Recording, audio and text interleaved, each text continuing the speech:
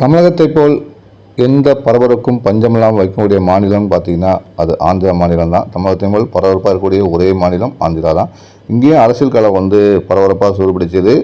நேற்று தான் வாக்குகள் பதிவாயிருக்கு. பரபரப்பான சூழ்நிலையில் வாக்குகள் பதிவாயிருக்கு. யாருக்கு ஆதரவான சூழ்நிலை ஏற்படுங்கிறது தெரியல. ஜெகன்மோகன் ரெட்டி தலைமையிலான ஒய்ஆர்எஸ் காங்கிரஸ் கட்சியும் போட்டிட்டு அதுவே பார்த்திங்கன்னா சந்திரபாபு நாயுடு தெலுங்கு தேசம், பவன் கல்யாண்கள்லாம் கூட்டணி வச்சு பாஜக கூட்டணி வச்சு போட்டிட்டு இருக்காங்க. யாருக்கு வெற்றி வாய்ப்புங்கிறது பெட்டிக்குள் அடக்கப்பட்டிருக்கு. ஜூன் 4ஆம் தேதி விடை தெரியும். இந்த நிலையில் பார்த்திங்கன்னா இந்த தேர்தலில் தமிழகத்தை சேர்ந்த விடுதலை சிறுத்தைகள் சார்பில் 9 தொகுதிகளில் விடுதலை சிறுத்தைகள் ஆந்திரா தொகுதியில் போட்டிக்கிட்டு இருக்குது.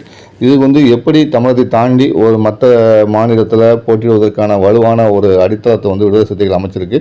இது குறித்து திருமாவளவன் கேட்டபோது அவர் என்ன சொன்னான்னு பார்த்தீங்கன்னா நாங்கள் தமிழகத்தை தாண்டி ஆந்திராவில் 9 தொகுதியில் போட்டிகிட்டு இருக்கோம்.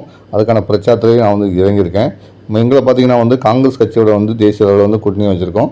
அந்த வகையில் ஆந்திராவில் கூட்டணி அமைக்கிறதுக்கான சர்மிளாவை சந்தித்து பேசணும், மாநில தலைவர் சந்தித்து பேசணும். ஆனால் கூட்டணி அமையலை. இருந்தாலும் விடுதலை சிறுத்தைகள் கட்சி 9 தொகுதியில் போட்டின்னு அறிவித்தோம்.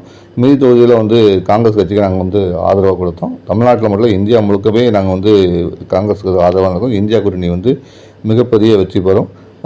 மேலும் பார்த்திங்கன்னா ஆந்திராவில் எங்களுடைய வலிமையை காட்டுவதற்காகவும் எங்கள் கட்சியை வளர்ப்பதற்காகவும் இந்த தேர்தலில் நாங்கள் போட்டியிடுற மாதிரி தெரிவிச்சிருக்காரு. இதை பற்றி நீங்கள் கமெண்ட் பாக்ஸில் பதிவு பண்ணுங்கள். தொடர்ந்து அரசியல் பேசுவோம். நான் உங்கள் வேணக்காரன். நன்றி.